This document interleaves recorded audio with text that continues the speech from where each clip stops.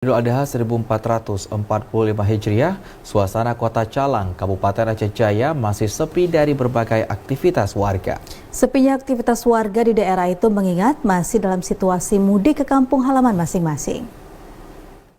Pasca Lebaran Idul Adha 1445 Hijriah, suasana Kota Calang, Kabupaten Aceh Jaya sepi dari berbagai aktivitas warga. Salah satunya aktivitas perdagangan di pasar tradisional. Saat ini hanya terlihat beberapa toko saja yang membuka usahanya. Kondisi ini disebabkan belum banyaknya pembeli dan tidak ada pasokan barang yang datang, sehingga banyak pedagang menutup usahanya sementara waktu.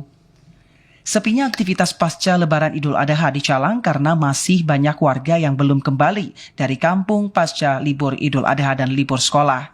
Diperkirakan aktivitas baru kembali normal 4 atau 5 hari setelah Idul Adha saat warga kembali masuk kerja. Kondisi serupa juga terjadi di pusat Kecamatan Tenom akibat dari sepinya aktivitas warga. Pendapatan para pedagang di daerah tersebut ikut terpengaruh.